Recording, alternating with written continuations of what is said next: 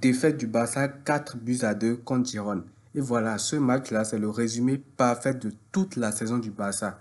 Tu commences bien ton match, tu as des occasions, tu te crées beaucoup d'occasions, tu ne marques pas, tes joueurs font n'importe quoi devant. Après, à chaque prise de balle, à chaque danger apporté par l'adversaire, tu encaisses des buts. Et ça, c'est le résumé du Barça, c'est le résumé de notre saison.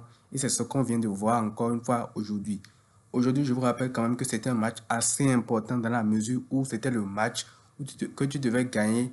C'était l'équipe qui t'empêchait d'avoir directement la deuxième place. Donc, tu devais la battre pour passer à 5 points d'avance. Là, maintenant, ils t'ont battu. Ils passent à 1 point d'avance au classement. Ce qui veut dire que tu n'es même pas encore sûr à la 32e journée de jouer la Super Coupe d'Espagne l'année prochaine. Et ce n'est pas tout.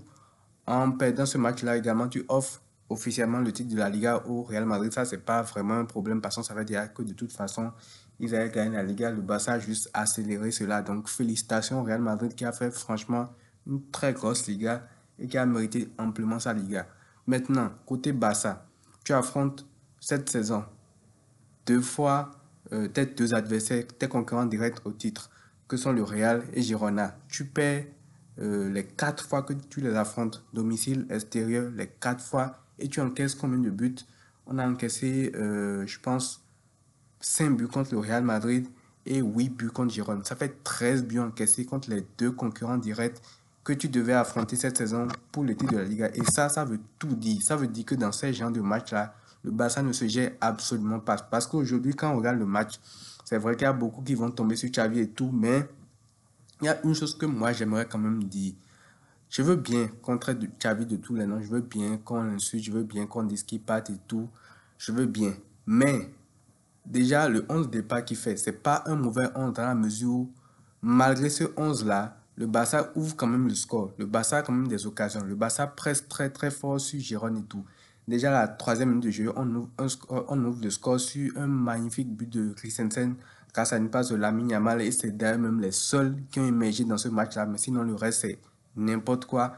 Donc, tu ouvres le score à la 2e minute ou 3e minute grâce à ce but-là. Mais comment tu expliques derrière que juste après, quelques secondes après ce but-là, tu te fais déjà égaliser au score sur une action où Araujo se jette n'importe comment. Franchement, Araujo, depuis le match contre le PSG, là, il a perdu je ne sais quoi, mais il est devenu trop bizarre depuis ce match-là contre le PSG. Et donc, juste après ton but, toi, tu encaisses déjà euh, l'égalisation. Tu concèdes déjà l'égalisation. Ça veut dire que tous les efforts que tu as fait pour marquer le premier but sont déjà annulés. Dans un match où, normalement, après ce premier but-là, tu devrais quand même pouvoir te poser, pouvoir gérer tranquillement avant de planter le deuxième but.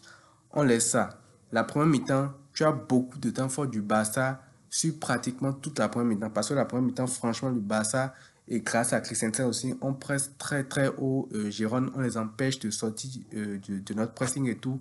Et c'est comme ça qu'on se crée beaucoup d'occasions. Mais il y a des ratés, Lewandowski, Fermin Lopez, bref, je ne sais qui. Et en fin de première mi-temps, finalement, on finit par marquer le deuxième but grâce encore à un grand Lamine Yamal qui obtient un penalty. Franchement, je pense que c'est le meilleur joueur de ce match-là, côté Barça, en tout cas, avec certains dont je vais parler plus tard. Mais pour le moment, je parle de cette situation-là où tu obtiens un penalty grâce à Lamine Yamal, tu marques le but de 2-1 et tu vas à la pause. De retour des vestiaires, il y a quelques petites frayeurs en début de deuxième mi-temps, mais que tu arrives à gérer, tu n'encaisses pas le but du 2-2. Et après ça, tu as un grand temps fort du Barça où on a des occasions, des occasions, des occasions. Je pense qu'on fait 7 tirs à ce moment donné-là et on rate pratiquement tout. Que ce soit Lewandowski, que ce soit Cancelo, que ce soit Fermin Lopez, que ce soit Gundogan et tout. Et là, franchement, on avait déjà toute cette impression du déjà vu cette saison. Le Barça qui mène le score, le Barça qui ne tue pas son match et le Barça qui finalement se fait remonter. Et c'est exactement ce qui s'est passé. Et là maintenant, moi j'aimerais euh, demander à ceux qui crient Xavi, Xavi et tout, parce que c'est bien beau de crier tout ça et tout. C'est vrai que lui aussi il fait des changements bizarres et tout. Tu fais entrer les Oriol Romeo, tu fais sortir Lamine Yamal, tu fais sortir bref, n'importe quoi. Mais qu'est-ce qui occasionne tout ça? Ce sont les joueurs qui sont sur le terrain. Parce que quand tu as autant d'occasions et que tu ne tues pas le match, c'est pas Xavi qui te demande de rater des occasions devant. Et en plus de ça, cerise sur le gâteau, Sergio Roberto, qui est le joueur qu'on t'annonce depuis quelques semaines, qu'il va prolonger, ce sera bientôt officiel et tout, t'offre une passe décisive. Il offre une passe décisive à l'adversaire qui n'a que à égaliser, tout simplement. Parce que c'est sa passe décisive qui crée l'égalisation du 2-2. Et ça aussi, je pense, selon ceux qui sont en train de critiquer Xavi, que c'est lui aussi qui lui dit de faire cette passe-là à ce moment-là pour que Giron égalise. Parce que c'est la logique que vous suivez. Ensuite, tu as une autre occasion parce que après mentalement derrière l'équipe se fonde. Tu domines pratiquement toute la deuxième mi-temps, tu ne marques pas tes occasions, tu étais là à jouer au ping-pong devant le but du gardien adverse. Mais là, dès qu'ils ont leur temps fort, ils vont te montrer comment on marque. Donc, après ça, tu as deux buts pour Giron. Portou, je ne sais qui est rentré de l'autre côté, s'est régalé. Sur l'égalisation du 2-2, c'est lui qui marque le but sur la passe décisive de Dorby qui a récupéré le ballon donné, offert par M. Sergio Roberto. Et ensuite, c'est lui qui fait la passe sur le 3-2, je pense. Et c'est encore lui qui marque le quatrième but parce que là, tu ne peux plus rien faire. L'équipe est à l'extérieur, tu es chez eux, tu menais au score, tu n'as pas marqué dans tes temps forts. Et voilà, ils ont égalisé, ils ont repris l'ascendant psychologique, ils ont marqué le troisième but et ils ont fini par conclure le match en marquant également le quatrième but. Et franchement, je n'ai même plus regardé le match à partir de après le 4-2. C'est vrai que j'avais un œil sur ça, mais honnêtement, j'étais même plus focus sur ça parce que tout ce qui allait se passer après ne m'intéressait pas du tout.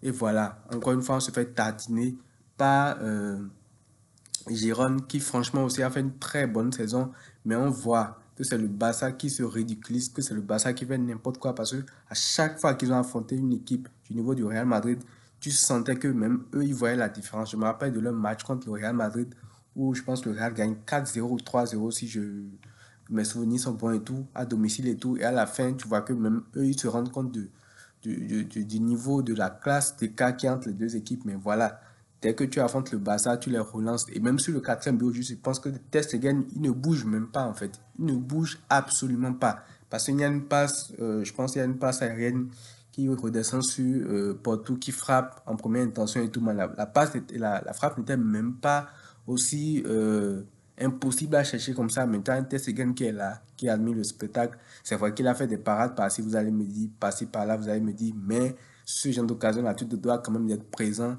Et tout ça, comme je le dis également, il n'y a qu'un seul facteur qui est commun à tout ça, ce n'est que le manque d'efficacité offensive du Barça.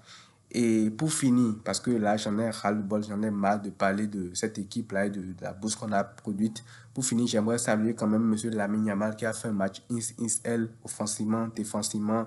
Il vient récupérer des ballons, il vient gratter des fautes. Il a obtenu le penalty. C'est lui qui fait la passe pour Christensen aussi. Et Christensen aussi, très gros match. Début de match où il participe au pressing du Barça. Il permet au Barça de gêner Giron, de ne pas pouvoir sortir le ballon et tout. En plus de ça, il met un beau but. Parce que c'est un but d'attaquant. Je pensais même que c'était Lewandowski qui a marqué au moment où il le met. Contrôle de la poitrine, enchaînement pied droit que le gardien ne peut absolument rien faire. Et derrière, il aurait même pu marquer un doublé sur sa tête là, au niveau du corner et tout. Donc voilà, gros match de sa part aussi. Fermin Lopez aussi qui a fait quand même un assez bon match. Mais à part ça, le reste, franchement, il n'y a rien à dire. Donc voilà, le Barça se ridiculise encore une fois. Le Barça officialise dès ce week-end le titre du Real Madrid. Et voilà, prenez tout soin de vous les amis et à très vite.